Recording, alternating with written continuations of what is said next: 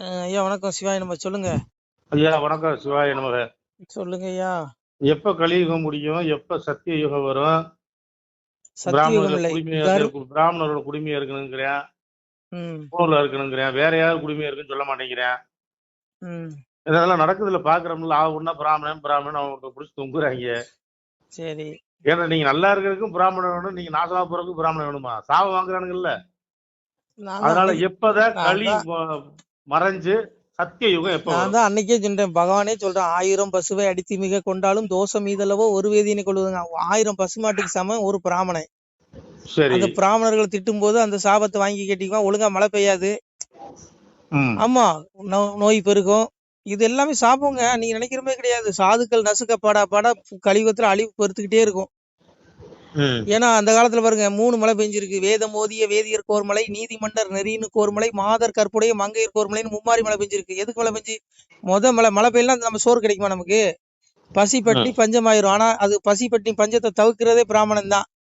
அததான் வேதம் ஓதிய வேதியர் பிராமணர்கள் வந்து நான் ஒத்துக்கிறேன். என்னன்னா 67க்கு அப்புறம் தான் எல்லாம் பஞ்சம் பசி, அது வரைக்கும் நாடு நல்லா தான் இருக்கு. ஏங்க நீதம் கொலரிட்டினாலே உலகத்துல எல்லாமே தலைவிரிச்சு ஆடிரும். அதான் சொன்னாலாம் எம்பெருமானே சொல்றான், கலியுகத்துல என்ன நடக்குமா? பகவான் சொல்றான் பாருங்க, தெய்வ நிலைமை தேசமதில் காணாது, மைனறிய பெண்ணார் மனு நீதம் காணாது, ராஜ நெறி நீதம் ராஜ்யத்தில் காணாது. இந்த 3 நீதம் கடைபிடிக்கப்படலன்னு வைங்க, பிராமணங்க வந்து வேதம் ஓதி கரெக்டான பாங்க அவங்க யாகம் வளர்த்தாதான் மும்மாரி மழை பெய்யும். இப்ப அதுக்கு வழி இல்ல. வேதம் ஓதுனா அது நக்கல் பண்றான், அது வந்து கட்டுக்கதாங்கிறான், அது வந்து ஒரு மூடநம்பிக்கைங்கிறான். புரியுதா? ஒண்ணு. அப்புறம் என்ன சொல்றான், கற்புடைய அதான் மாதர் கற்புடைய மங்கையருக்கு ஒரு மலைங்கிறான். இன்னைக்கு அம்மிக்குலை தூக்கி போட்டு கொள்றா புருஷனை. எல்லா பெண்களும் இல்ல, இந்த மாதிரி ஒன்னு ரெண்டு தருதலைங்க பண்றது அப்படி இருக்கு. நாடு நாசமா போச்சு. 67க்கு அப்புறமே நாசமா போயிருச்சு. அதனால ஒன்னு புரிஞ்சுக்கோங்க ஐயா, இந்த யுகம் அப்படிதான் இருக்கும். மனுநீதம் மைனறிய பெண்ணார் மனுநீதம் காணாது, ராஜநீதம் ராஜ்யத்துக்கு காணாது. எவனும் ஒழுக்கமா ஆட்சி பண்ண மாட்டான், ஊழல் பண்ணுவான். அவன் பொண்டாட்டி பிள்ளைங்க சொகுசா வாழணும், அவன் பேரம்பேத்திக்கு சொகுசா வாழணும்னு எல்லாம் செஞ்சு வச்சுக்குவான். ஆனா மக்களை தெருவில் விட்டுருவான்னா பகவான் சொன்னது. விட்டுட்டானுங்கல்ல, ஆனா விடுவானா பெருமா? இவங்க தண்டனை இருக்குங்க. படுவாய்கள் இவங்க எல்லாம். ஐயோ, இவன் உடலை மட்டும் தாங்க பாக்குறான். அற்ப காலம் உடல், கொஞ்ச காலம் தான் அந்த உடல். ஆனா ஆத்மா அழியாது. அந்த ஆத்மாவுக்கு அவ்வளவு தண்டனை இருக்குங்க. இவன் அதெல்லாம் உணர்ந்தா எவனுமே தப்பு பண்ண மாட்டாங்க. அதனால எங்க அப்பன் சொல்றான் பாருங்க, மேல்மாசி 6-7 15க்குள்ளிருந்து தர்மயுகம் உதிக்கும், அதற்கு முன்னுள்ள காரணம் அழிவுகள் விவரம். தீர்ப்பு எழுதுறான் பாருங்க, தீர்ப்பு இங்க எழுதல அங்க எழுதுறான் பகவான். தர்மயுகம் உதிக்கிறதுக்குள்ள என்ன நடக்குமா? சொல்றான் பாருங்க, பெரும் காற்றினால் அழிவு. தீர்ப்பு அழிவை பத்தி தீர்ப்புங்க. பெரும் காற்றினால் அழிவு, வெள்ளத்தால் அழிவு, பெரும் ஜுரத்தால் அழிவு. ஜுரனா நோய், நோயால செத்து போவாங்க மக்கள். புரியுதா? பெரும் ஜுரத்தால் அழிவு, நஞ்சு தின்று கொலைப்பட்டு அழிவு. இதுக்கு விளக்கம் கொடுக்க முடியாது, நான் சொல்ல பகவான் சொல்றான். நஞ்சு தின்று கொலைப்பட்டு அழிவு. எங்கும் கொலை தற்கொலை நடக்கா இல்லையா? நஞ்சு தின்று கொலைப்பட்டு அழிவு, சம்மாரியால் அழிவு, யுத்தம் நாட்டுக்கு நாடு. பூமி அதிரும் ஓசையினால் ஒரு பெருமூச்சு உண்டாகும். அதான் எங்கு நிலநடுக்கம் இருக்குமா? பூமி அதிரும் ஓசையினால் ஒரு பெருமூச்சு உண்டாகும். இப்படி பற்பல தீர்ப்பு கேட்க வாரி அப்படி சொல்றாரு. வாரி கோபிக்கும் வாங்கு சிலிடங்கள், கடல் கொந்தளிக்கும், சரி மக்கள் அழிக்குங்காரு. அழிக்குதா? ஐயா, அழிக்கிறதுக்கு நீங்க வெளிய சொல்றீங்க, நான் உருவாகிறதுக்கு என்ன வழி கேக்குறேன். தர்மம் எப்ப வரும்? அததாங்க தர்ம சிம்டம்ஸ் என்ன, அதை சொல்லுங்க. இதுதான் அறிகுறி. தர்ம உதிக்கிறதுக்கு முன்னாடி இந்த மாதிரி அழிவுகள் நடக்கும் பூமியில. இந்த மாதிரி அழிவுகள் நடக்கிறது என்ன தெரிய சொல்றான். இப்படி பற்பல தீர்ப்பு கேட்க நாராயணம் நாவில் வகுத்து சொன்னோம், அருளாகி ஏகம் அகண்ட பரிபூரணமாய் வரையாகி திரையாகி வான்புவி லோகமுமாய். எங்க அப்பயும் சொல்றான், உலகத்தை பற்றி இறைவன் சொல்றான், பிள்ளைகளே தர்மயுகம் உதிக்கிறதுக்கு முன்னாடி இது போன்ற அழிவுகள் நடக்கும். இது ஏன்னா 7 யுக கணக்கு எடுத்து தீர்ப்பு செய்யறாங்க. 4 யுகம் தான் கணக்கு இருக்கு, ஆனா 3 யுகம் நமக்கே தெரியாது. அப்ப எத்தனை யுகத்துல நம்ம பிறந்திருக்கோம் நமக்கு தெரியுமா? இந்த உலகம் எப்ப தோன்றுச்சுன்னு தெரியுமா? இதுக்கு முன்னாடி எத்தனை யுகங்களுக்கு நமக்கு தெரியுமா? சொல்லுங்க. 4 யுகம் கணக்கு, கிரேதா திரேதா துவாபர கலி. அதுக்கு முன்னாடி 3 யுகம் இருந்திருக்கு. நம்ம இந்த ஆத்மா பல பிறவிகள் எடுத்தாச்சு, ஆனா இன்னும் உயிவடையில, மோட்சத்துக்கு போகல. இங்கே பூமியில தான் இருக்கு. வெந்தது திங்கிறான், விதி வந்தா சாவறான், இறை தேடல் இல்ல, மோட்சத்துக்கு போல. கொஞ்சம் பேர் மோட்சத்துக்கு போயிருக்கான். அப்ப இந்த ஆத்மாக்களுக்கு நான் நடு கேட்கிறேன், தீர்ப்பு கேட்டு நான் தர்மயுகத்தை படைக்கிறேங்க. அதுக்கு முன்னாடி இப்படி எல்லாம் நடக்கும்னா நீங்க நடக்குதா? யுத்தம் பாருங்க, ஒரு கொத்து கொத்தா மக்கள் சாவுறாங்க. அதான் சாமி சொன்னா, கூத்தாடி கூத்தாடி நான் கொல்லி வைத்து போறேனடா, கொல்லி வைக்கும் குமரனடா, கொப்ப நந்தி ஈசனடாங்க. ஆனா ஒண்ணு, என்ன தேடுற பிள்ளைகளுக்கு இதுக்கு விதிவிலக்கம் வச்சிருக்கான். என்ன தேடுற பிள்ளைகளுக்கு, என்ன விரும்புற பிள்ளைகளுக்கு எந்த அபாயம் வந்தாலும் நான் தடுப்பேங்கிறான். நோய் நொடியா இருக்கலாம், பிறவி நோயா இருக்கலாம், தீராத நோயா கூட இருக்கலாம், தீர்த்துருவான். நீங்க அப்பாவை தேடுங்க. அதை விட்டுட்டு சும்மா சினிமா மோகம் சீரியல் மோகத்திலேயே மூழ்கினீங்கன்னா அப்புறம் அவனை ஏன் குறை சொல்றீங்க? நீங்க நம்ம செஞ்ச கர்மா. இப்ப நான் சாவுறேன்னு வச்சுக்கோங்க, நான் நோய் வாய்ப்படுறேன், வறுமையில வாடுறேன், பசி பட்டினியில வாடுறேன்னா காரணம் கர்மாங்கிறான். நான் சொல்லல, அவன் சொல்றான். இந்த கர்ம வினையத்துக்கு என்னால் முடியும், என்ன தேடிக்கோ, அப்பாவை தேடிக்கோ, உனக்கு மோட்சம் தரேன், உனக்கு எல்லா செலுத்தையும் தரேங்கிறான். அதை தான் சொன்னான். திருவாசகத்தை காதுல கேட்டாலே எவ்வளவு புண்ணியம் கிடைக்குங்க. கேட்பீங்களா? நீங்க அதை கேட்க மாட்டீங்க. சினிமா பாட்டை கிடைக்கும். என்ன சொல்றான்? வாசிக்க கேட்டு மகிழ்ந்திருந்த அன்பருக்கு பூசித்து நின்ற பூரணங்கள் கிட்டுமடா, மலடியும் இக்கதையை மாவிருப்பத்தோடு இலகி தளமளந்தூனை நாடி தான் கேட்பாளாகில் எண்ணானை பார்வதியால் ஈஸ்வரியால் தன்னானை உன்னானை மதலை உடனே கிடைக்குமடாங்க. அதாவது பிள்ளைகளே, என்னுடைய திருவாசகத்தை அகில வாசகத்தை நீங்க காதுல கேட்டீங்கனாலே உங்களுடைய கர்ம வினைகள் தீர்ந்து உங்களுக்கு பூசித்திட்ட பூரணங்கள் கிட்ட உனக்கு பொன் பொருள் செல்வம் எல்லாம் கிடைக்கும். மலடியும் இக்கதையை மாவிருப்பத்தோடு இலகி தளம் வளர்ந்தோனை நாடி தான் கேட்பாளாகில். அதாவது குழந்தை இல்லாத பெண்கள் அப்பாவை உருகி மன உருகி வேண்டி அப்பாவோட திருவாசகத்தை கேட்டாங்கன்னா அவங்களுக்கு குழந்தை கிடைக்குங்கிறார், குழந்தை பாக்கியம் கொடுப்பேங்கிறான். அப்புறம் சொல்றான் பாருங்க, குட்டம் உள்ளோர் குணம் வைத்து கேட்பீரால் திட்டம் அது சொன்னும் தீரும் திருவானை. ஏன் மேல சத்தியமா சொல்றேன்னா, என் பொண்டாட்டி பார்வதி மேல சத்தியமா சொல்றானாங்கிறான். பரமசிவன் சொல்றான், சிவபெருமான் சொல்றான், அவன் மேல சத்தியம் மட்டும் சொல்றான். நீங்க இதெல்லாம் நம்ப மாட்டீங்க. குட்டம் உள்ளோர் குணம் வைத்து கேட்பீர், அதாவது குஷ்டநோய் இருக்கு பாருங்க கையில, இந்த குஷ்டநோய் உள்ளவன் நீ அப்பாவை திருவாசகத்தை மனமுருகி கேட்ட, அப்பா என் பாவத்தை மன்னிச்சுக்கப்பா, நீ மனமுருகி கேட்டா உனக்கு முடிச்சு உனக்கு பூர்ண குணமாயிடும். நீங்க நம்புவீங்களா? உண்மையா நம்ப மாட்டீங்க. உங்களுக்கு சந்தேகம் கடவுள் இருக்கானா இல்லையான்னு. ஆமா. அப்புறம் குத்துதே குடையுதேன்னா அப்புறம் நானா பொறுப்பு? சொல்லுங்க, எங்க அப்பாவா பொறுப்பு? அவன் அப்பாவை தேடுங்க. அப்பா கருணை கடல். அப்பா யாரையும் தண்டிக்கிறது இல்ல. அவன் செஞ்ச பாவ கர்ம வினைதான் அவனை தண்டிக்குது. கடைசியில கடவுள் திட்டுவான். அப்பாவை தேடுறா சென்னைக்கு போகணுமோ? நான் சொல்ற அப்பா சிவா அப்பா, நீங்க சொல்ற அப்பா அரசியல்வாதி அப்பாவை சொல்லல. அரசியல் அப்பா நீங்க தேடிப்பாங்க. இங்க பாருங்க, 24 மணி நேரம் சீரியல் முகம் சினிமா முகத்திலேயே மூழ்கி கிடக்கும். ஆண்கள் எல்லாம் மதுக்கடையில் மூழ்கி கிடக்காங்க. எப்படியா அப்புறம் உருப்படும்? களி நீசம் இப்படித்தான் இருக்கும். சாமியா தான் சொன்னான், இப்படிதான் இருக்கும்.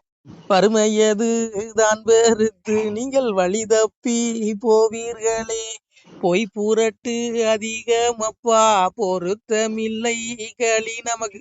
பொய் புரட்டு அதிகம், வறுமை பெருத்துறோம், வழி தப்பிடுவீங்க, தவறான வழியில போயிருவீங்க சாமி சொல்றான். கலியும் ஆம்பளைகளுக்கெல்லாம் டாஸ்மாக், பொம்பளைகளுக்கெல்லாம் செட் ஆஃப் பாக்ஸா சீரியல் என்னமோ போல செட் ஆஃப் பாக்ஸ் போட்டு தானே பாக்குறாங்க. அதனால நீங்க அப்பாவை தேடுங்க. அப்பாவை விட்டுட்டு நீங்க சும்மா அந்த மனசை நீங்க பாருங்க, உடல் அழிஞ்சிரும், ஆத்மா அழியாது. பாவி அவன் சத்து பஸ்பமாய் போனாலும் ஆவியை கண்டு ஆக்கினில் செய்திடுவேன். இந்த உலகமே அழிஞ்சாலும் உன்னுடைய ஆத்மா பின்னாடி நீ செய்த பாவ புண்ணியம் வரும். உனக்கு கர்ம உனக்கு தண்டனை உண்டு. நான் சொல்ல கீதை சொல்றான், இஷ்டம் கர்மனக சன்னியாசம் கோசித்துங்கிறான். கர்மத்தின் பயனை தியாகம் செய்யாத மனிதர்களுக்கு கர்மத்தின் பயனான நல்லதும் தீயதும் மேலும் இரண்டும் கலந்ததுமான பயன்கள் கட்டாயம் கிடைக்குதுங்கிறான். நீ கர்மனை அனுபவிச்சான உடல் செத்தடா, ஆத்மா அழியாரு, உலகமே அழிஞ்சாலும் ஆத்மா அழியாரு. ஜீவன் எனது அம்சம், அதற்கு ஒருபோதும் அழிவில்லைங்க. ஜீவன் பரமாத்மாவுடைய அம்சம், ஜீவாத்மா எப்படி அழியும்? ஆனா ஆக்கினை உண்டு, தண்டனை உண்டு நரகத்துல. அதனால நீ அப்பாவை தேடு. அதான் சொன்னா, மோட்ச உயிர்க்கும் நரக உயிர்க்கும் தீநரக பாவி உயிர்க்கும் ராச உயிர்க்கும் பள்ளி வாசல் உயிர்க்கும் வைகுண்ட பதவி உயிர்க்கும் எவ்வுயிர்க்கும் எங்கள் ஐயா சிவ சிவ சிவ சிவ அரகர அரகரா. அந்த சிவசிவ அரகரங்க நாமத்தை சொல்லணும் வை, நீ முக்தியே போக முடியாது. எல்லா 14 உலகம் இருக்கு, 14 உலகத்துக்கு அவன் தான் இறைவன். மோட்சத்துல இருக்க உயிருக்கு அவன் தான் அடைக்கலாம். முக்தி மோட்ச உலகத்துல இருக்க நரகத்துல இருக்க உயிருக்கு அவன் தான் அடைக்கலாம். எல்லா உலகத்துல இருக்க உயிருக்கு அவன் தான் அடைக்கலாம். அதான் சொன்னா, அரகரா என்ற சொல்லை கரையரா பாவி நீசன் அறியவும் மண்டல சிவனே சிவசிவா என்ற சொல்ல அவகட நீசருக்கு தெரியவும் மண்டல சிவனைங்க. நீச பாவிகள் வாயில சிவநாமம் நுழையாதுங்க. சிவநாமத்தை சொன்னாலே அரகரா சிவசிவான்னு சொன்னாலே மோட்சத்துக்கு போயிடுவான். அவன் செஞ்ச பாவங்களை தெரியும் மன்னிக்கப்படும். புரியுதா உங்களுக்கு? ஆனா ஒண்ணுங்க, இந்த திருவாசகம் நம்முடைய அப்பனுடைய பெருமாளுடைய பகவானுடைய வாசகத்தை எவன் பழிக்கிறானோ அவனுக்கு எவ்வளவு பெரிய தண்டனை தெரியுமா? பழிக்கிறதுக்கு ஒரு கூட்டம் இருக்காங்க. அவனுக்கு என்ன தண்டனை தெரியுமா? சாமி சொல்றாரு, கலித்தோர் பகைத்தோர் பதில் எதிரியாய் பகைந்தோர் கலித்தோர் வறுமை கண்டு கடு நரகம் புக்கிடுவார். இந்த தீகா கும்பல் இருக்கான் பாருங்க, திருவாசகத்தை எடுத்து திட்டுறது இந்த கும்பல், இது கருப்பு சாட்ட கும்பல், இவனுக்கு எல்லாம் நரகங்க.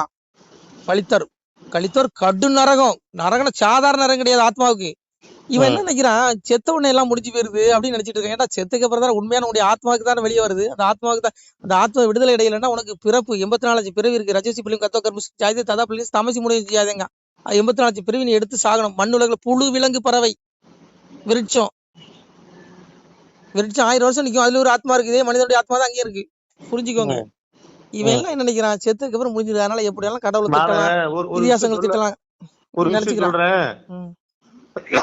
பவித்திரம் சொல்லி ஊருக்கு உபதேசம் பண்ணிட்டு பொண்டாட்டி வந்து ராத்திரி ஆச்சுன்னா ஜாதகம் பாக்குறதுக்கு அனுப்புறதுக்கு அதெல்லாம் விடுங்க ஐயா. இங்க பாருங்க, அதெல்லாம் விடுங்க, நீங்க புரிஞ்சுடுங்க. பகுத்தறிவு என்ன, அறிவு யார்கிட்ட போயிட்டு வர்ற வந்துட்டு அவன்கிட்ட இருக்கால ஏமாத்துற.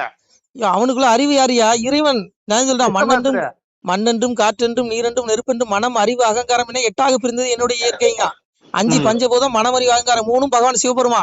நீ அறிவுன்னு சொல்லி கேட்டா உனக்கு அறிவை கொடுக்குறது அவன் தானா, உனக்குள்ள இருக்கிற அவன் தானா? உன் வயிற்றுல அக்னி வடியிலிருந்து நீ சாப்பாடை ஜீரணிக்கிறான்னு சொல்ற அகம் வயசுனர பூத்துவா பிரேனம் தேகாமசிதா பிராண பானசமுக்தா பசாம் இன்னும் சதுர்விதங்க. அதாவது எல்லா ஜீவராசிகளும் சாப்பிடக்கூடிய உணவை நான் தான் வயிற்றுல பிராண அபான வாய்க்கலன் கூடி வைஸ்வனரன் அக்னியாகி நானே ஜீரணம் செய்கிறேன். உண்ணும் உணவு உந்தப்படுவதும் உறிஞ்சப்படுவதும் அனைத்து உன் வயிற்றுல சாப்பிட சாப்பாடு உனக்கு சாப்பாடு வெளியே தள்ளுறது மலம் ஜலம் எல்லாமே எல்லாம் இதயத்துல ஈஸ்வர சர்வபூதான பிரமாண சர்வபூதான எந்தோடைய மாயங்க இதயத்துல இருந்து கர்மவினைக்கு தந்தவரை வழி நடத்துறேங்கிறான். வயிற்றுல அக்னி வடிவா இருந்து ஜீரணித்து ஒவ்வொரு உறுப்புகளுக்கும் சத்தை பிடிச்சிட்டு போறேங்கிறான். ஒரு தாயில கருவு உண்டுவாக்குறான் நான் தாங்கிறான். காலத்தை கணக்கிடுவதில் நான் காலம் தண்டித்து அடக்கல யமனுங்கிறான் சிவபெருமா. ஏங்க எல்லாம் வந்தாங்க. பகுத்தறிவாதி இங்க கி வீரமணி வயிற்றுக்குள்ள யார் இருக்கா? அதே பகவான் தான் இருக்கான். கி வீரமணி இதயத்துல யார் இருக்கா? அவன் தான் இருக்கான். நீ அப்பாவை தேடினா உனக்கு மோட்சம் இல்ல. அப்புறம் நான் சொன்னது எல்லாம் புரிஞ்சுக்க, முதல்ல இருந்தே கேளுங்க. இதெல்லாம் கேட்டா இதுன்னு விளையாட்டு காரியம் கிடையாது, இதெல்லாம் சத்திய வார்த்தை. சாமி சொன்னது, நான் சொல்றது. அப்பா சொல்றாரு, ஒப்பார் ஒருவர் எழுதார்கள் உலகில் மனுக்கள் தன்னாலே அப்பா நாதன் எழுத்து அகிலங்கிறான். நாதனுடைய வார்த்தை இது, அப்பாவுடைய வார்த்தைங்க இது. ஒப்பார் ஒருவர் எழுதார்கள் உலகில் மனுக்கள், மனுஷன் எழுதின வார்த்தை கிடையாது இது. நான் சொன்ன இந்த வாசகங்கள் எல்லாம் சித்தர்கள் எழுதினது கிடையாது, மகா முனிவர்கள் எழுதினது கிடையாது, தேவர்கள் எழுதினது கிடையாது, சிவபெருமா எழுதின வார்த்தை. அதனால இது ஒன்றும் சும்மா என்னமோ ஒருத்தர் லூசு போய் ஏதோ உளறான்னு நினைச்சிட்டு கேட்கறவங்க நினைச்சிடக்கூடாது. இல்ல அப்பா பரம்பரையுடைய வார்த்தைங்க. கேட்க மாட்டாங்க. கேட்கறாங்களே கேட்கலையா? கேட்டா நீ எங்க அப்பா அதையும் சொல்றான், வந்தால் அறிவார் வராதார் நீராவார். நீ வந்தா கேட்டா நீ அறிவடா. உனக்கு வீடு இருக்கு, மேல் வீடு இல்ல, ஹோலி முடிஞ்சு. அதான் சொன்னா, பக்தி சுயத்தை பல நாளும் காத்திருந்த வித்திகன் இணைந்து வேண்டார் மேல் வீடுல இருந்து செத்திருந்து தீனரக சீல்குட்டி நினைக்க கொத்திருந்து புழுக்கள் இருந்து கொஞ்சம் ஒரே எங்க அப்பா பகவான் சிவபுரம் சொல்லிட்டான், மகனே அப்பாவை தேடுனா மேல் வீடு உனக்கு இருக்கு, பவிசோட தருவேன், மோட்ச வீடு, விடுதலை, ஆத்மா விடுதலை கொடுத்துருவேன். இல்ல உனக்கு ஒண்ணு பண்ணியா பிறந்து 10 குட்டி போடுவேன், 84 லட்சம் பிறவி இருக்கு, நாயா பிறந்து 4 குட்டி போட்டு ரோட்டாட திரிவ, மனுஷனா பிறந்து சீரழிவ. நீங்க மனுஷன் நல்லா இருக்கானா? ஆடு மாடு கூட நல்லா இருக்கு, மனுஷன் நல்லா இருக்கானா சொல்லுங்க? எப்படி இருப்பேன்? அப்புறம் என்ன இது பிறவிங்கிற துன்பங்க, பிறவிங்கிற பெரிய துன்பங்க. இவன் என்னமோ பிறவிங்கிறத பெரிய இன்பம் வச்சுக்கிட்டு முட்டா பயலுக்கு பாருங்க, பட்டா கத்தியில கேக் வெட்டி கொண்டாடுறான். அறிவு இருக்கா அவனுக்கு? ஏன்டா பிறவிய துன்பம்டா. நான் சொல்லல, பகவான் சொல்றா, சித்த மகாபுருஷன் சொல்றான். இந்த பிறவிங்கிற பெருங்கடல், வள்ளுவர் சொல்றாரு, பிறவிங்கிற பெருங்கடல் துன்பத்துல இருந்து இப்போ இறைவனடி சேரல நீ உன்னுடைய கர்மனை பிறந்து பிறந்து சாவாங்கிறான். ஆனா போங்கயா, இந்த உலகமே நானே மாட்டிக்கிட்டேன் கர்மவினையில வந்து. கேட்டா வந்து வள்ளுவரை நாங்க போட்டுறோம் பாங்க. வள்ளுவர் சொல்றது கேப்பானா சொல்லுங்க? எந்த உயிரையும் கொல்லக்கூடாது கேப்பானா? ஒரு இது இருக்கு, அதிகாரம் இருக்கு, எல்லாமே இருக்கு. வள்ளுவர் சொன்னது கருச்சட்டை போட்டு 4 நாள் போட்டு ஒண்ணு வேண்டாம். மாட்டுக்கறி திருவிழா கொண்டாடுறான், வள்ளுவன் சொல்றான், அறவினை யாதனில் கொல்லாமை குரல் பிறவினை எல்லாம் தருங்க வள்ளுவன். நீ அறம்னா என்ன? நீ எந்த அறம்னா எந்த உயிரையும் கொல்லாம இருக்கணும், அதுதான்டா அறம். நீ ஒரு உயிரை கொண்டு புசிச்சா அதுக்கு அதர்மங்க. இவனுங்க என்ன பண்றான், பிராமணர்கள் மனசை நோக்கடிக்கணும், இந்த சாதுக்கள், இந்த சங்கி நம்ம இந்து ஆர்வலர்கள் இவங்க பாவம் இந்த இந்துக்களுடைய மனசை புண்படிக்கணும், மாட்டுக்கறிய திருவிழான்னு கொண்டாடுறான் எடுத்து. அப்ப இது திருவள்ளுவர் பத்தி பேசுறதுக்கு யோக்கியதை இருக்கு. இவன் ஆத்மால என்ன திருவள்ளுவர் பத்தி பேசுறதுக்கு? சரி அது விடுங்க. இவனுடைய ஆத்மா என்ன பாடுபடும் தெரியுமா? கன்னியாகுமரியில புரிஞ்சுக்கங்க. இவனுடைய ஆத்மா, கொஞ்சம் வாய் மூடுங்க. இவனுடைய ஆத்மா எவ்வளவு தண்டனை நரகத்துல படும் தெரியுமா? இவனுக்கு என்ன தெரியாம இருக்காங்க. இவன் என்ன செய்யறன்னு இவனுக்கே தெரியலைங்க. அதர்மத்தை தர்மங்கிறான், தர்மத்தை அதர்மங்கான். இவன்கிட்ட என்ன பேசுவீங்க? அதனால இவனுக்கு எவனுமே தப்ப முடியாதுங்க. நமசிவாய வைங்க போன. நன்றி. சிவாய நம. திருச்சிட்டம்பலம், தில்லையம்பலம், பொன்னம்பலம். சிவாய நம. உறவுகளே, சிவ அன்பர்களே, தற்போது தாங்கள் இந்த வீடியோவில் பார்க்கக்கூடிய இடத்துல ஒரு சிவாலய திருப்பணி ஒன்று நடந்து கொண்டிருக்கிறது. இந்த இடத்துல பார்த்தீங்கன்னா முன்பு ஒரு காலத்தில் வந்து ஒரு சிவாலயம் இருந்திருக்குது. அதாவது இந்த ஏரியா வந்து இப்போ வந்து ஒரு தென்னை மரங்கள், பனைமரங்கள் சூழ்ந்த காடாக இருக்கிறது. முன்பு ஒரு காலத்தில் இங்கே ஒரு ஊர் இருந்ததாக சொல்கிறாங்க. ஆனால் இப்போது சுற்று வட்டாரத்தில் 5 கிலோமீட்டர் சுற்றுலா ஊரே கிடையாது, காடு. இப்போ இந்த இடத்துல ஒரு சிவாலயம் வந்து அமையிருக்கிறது. இந்த சிவாலயத்தில் வந்து இருந்த அந்த சாமியுடைய திருமேனியை வந்து எடுத்து வச்சிட்டோம். திருப்பணி முடிஞ்சதுக்கப்புறம் பிரதிஷ்டை பண்ண இருக்கிற உறவுகளே, தற்போது இந்த வீடியோ பார்க்கக்கூடிய உறவுகள் தங்களால் முடிந்தால் ஒரு சின்ன உதவி செஞ்சு கொடுங்க. எங்கள் இடத்துல பொருளாதாரம் இல்லை, அதனால் பார்த்திங்கன்னா அந்த வேலையெல்லாம் அப்படியே நின்று போச்சு. பாருங்கள், இந்த அப்படியே பாதியிலே நிற்கிது இந்த சிவாலய திருப்பணி வந்து. பக்த கோடிகள், அன்பு உள்ளங்கள், தயவுசெய்து நீங்கள் உதவி செய்ய விருப்பமுள்ள உறவுகள் உதவுங்க. உங்களுக்கு கோடி புண்ணியம் கிடைக்கும். இந்த சாமியோடைய அருள் அனுகிரகம் உங்களுக்கு கண்டிப்பாக கிடைக்கும். இது வந்து ஒரு புகழ்பெற்ற சிவாலயம்னு கூட சொல்லலாம். சாமியோட திருமேனியை எடுத்து வச்சிட்டோம். இந்த இடத்துல பார்த்திங்கன்னா ஒரு வாசி தண்டம் இருக்குது. அந்த காலத்தில் ஒரு முனிவர் யாரோ தவம் செஞ்சுருக்காங்க. அவங்களுடைய வாசி தண்டம் அவர் திருக்கரங்களால் எழுதின ஓலைச்சுவடி கூட இன்றும் இருக்குது, இன்னும் பாதுகாக்கப்பட்டு வருது. அது கோயில் திருப்பணி முடிஞ்சதுமே அதையும் நாங்கள் அந்த வழிபாட்டுக்கு வச்சுடுவோம். இந்த சிவாலய திருப்பணி வந்து சாமி திருநாமம் வந்து முக்தீஸ்வரர் அப்படிங்கிற திருநாமத்தில் வழங்குறாரு. நெல்லை மாவட்டம் நாங்குநேரி தாலுகாவில் இந்த சிவாலயம் அமைய இருக்கிறது உறவுகளே. இந்த வீடியோ பார்க்கக்கூடியவங்க ஒரு 2 பேருக்காவது கொஞ்சம் ஷேர் பண்ணுங்கள். இந்த வீடியோ பார்க்கக்கூடிய யாராவது ஒரு சின்ன உதவி செஞ்சால் இந்த ஆலய திருப்பணி வந்து கண்டிப்பாக நாங்கள் வெற்றிகரமாக முடிச்சுடுவோம். பாருங்கள், அந்த வேலை எல்லாமே அப்படியே நிற்கிது. கல்லெல்லாம் இறக்கி போட்டிருக்கோம். இன்னும் நிறைய கற்கள் தேவைப்படுது. சுவாமியோடைய அந்த திருக்கோபுரம் பார்த்திங்கன்னா லிங்க வடிவிலே அமைக்க இருக்கிறோம். உதவுங்கள் உறவுகளே. உங்களுக்கு அப்பா சிவபெருமானுடைய அருள் நிச்சயம் கிடைக்கும். எம்பெருமான் சொல்வான், வாழுவீர் தாழ்வில்லாமல் மக்களும் கிளைகள் கொஞ்சி நாளுமே மகிழ்ச்சியை கூர்ந்து நலமுடன் வாழும்போது நீளுமே எனது செங்கோல் நீதியும் நெறிபோல் வந்து ஆளுமே உங்கள் தன்னை அன்புடன் அலையாவண்ணம். உங்களை எம்பெருமானுடைய அப்பாவுடைய திருவாசகத்தாலேயே வாழ்த்துறோம் உறவுகளே. ஆணுடன் பெண்ணும் பெற்று அதிகமாய் செல்வமாகி தானுடன் நினைவுமுற்று தர்மமும் நெறியும் கற்று வேணும் நீள் காலமெல்லாம் வெள்ளியர் உடனே வாழ்ந்து போனுதல் கமலநாதன் பொற்பதம் பெற்று வாழ்வீர். அந்த ஈசனுடைய பொற்பதம் நிச்சயம் கிடைக்கும். உங்களுக்கு இகத்திலும் சுகம், பரத்திலும் சுகம்.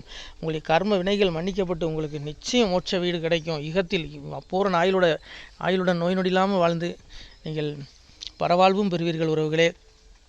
மக்களே, நீங்கள் எல்லாம் வாழ்பொன்னம் பதியிற் சென்று முக்கியமான யுகநில மதிலே தன்னால் கக்கிய பொன்கள் ஸ்வர்ணம் கைமணம் குளிர அன்னம் பொக்கிஷம் நிறைய வைத்து புகழவுண்டு இனிதாய் வாழ்வீர். இந்த இகவாழ்வும் பரவாழ்வும் உங்களுக்கு சுகப்பட அப்பன் ஈசனர்களால் வாழ்த்துகிறோம். இந்த திருப்பணிக்கு உதவி செய்ய ஒரு ஜிபே எண் சொல்கிறோம். இந்த எண்ணில் நீங்கள் உதவலாம்.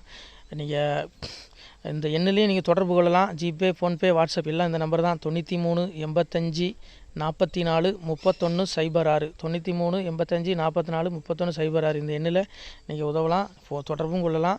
வாட்ஸ்அப்பு இந்த எண்ணு தான், ஜிபே இந்த எண்ணு தான் உறவுகளே.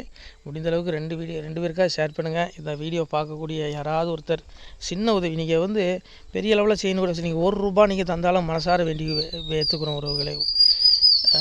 உதவுங்கள். முடிஞ்ச அளவுக்கு ஷேர் பண்ணுங்கள். நன்றி. சிவாய நம. திருச்சிற்றம்பலம், தில்லையம்பலம், பொன்னம்பலம். உறவுகளே, நம்ம இந்த இடத்துல வாழ்ந்து மறைந்த ஒரு சித்த மகாபுருஷர் பயன்படுத்திய பல 100 ஆண்டுகளுக்கு முன்பு உள்ள வாசி தண்டம் ஒரு சித்த மகாபுருஷர் பயன்படுத்தியது. அவர் திருக்கரங்களால் எழுதிய அந்த ஓலைச்சுவடி கூட பாருங்கள், இன்னும் பாதுகாக்கப்பட்டு வருது. இந்த சிவாலயம், நம்முடைய இந்த சிவாலய திருப்பணி முடிந்ததுமே எம்பெருமான் அவர் எழுதிய அந்த சிவனை பற்றி புகழ்ந்து எழுதிய அந்த பாடல் வரிகள் இதில் இருக்குது. இந்த வாசி தண்டம் அவர் பிரதிஷ்டை செய்த அந்த லிங்க திருமேனியையும் இந்த இடத்துல நாம் இந்த ஆலயம் கட்டி நாம் பிரதிஷ்டை செய்திருக்கிறோம். அனைவரும் இந்த ஆலய பிரதிஷ்டைக்கு கண்டிப்பாக வரணும். முடிஞ்ச அளவுக்கு இந்த வீடியோ பார்க்குறவங்க உதவி பண்ணுங்கள் உறவுகளே. பொருளாதாரம் இல்லாமல் திருப்பணி நின்று போச்சு. முடிஞ்ச அளவுக்கு ஷேர் பண்ணுங்கள், உதவுங்க. நன்றி. நம சிவாய. திருச்சிற்றம்பலம், தில்லையம்பலம், பொன்னம்பலம். இந்த புண்ணியபலம் தங்களுக்கு கோடான கோடியாக வரும் உறவுகளே. நம சிவாய.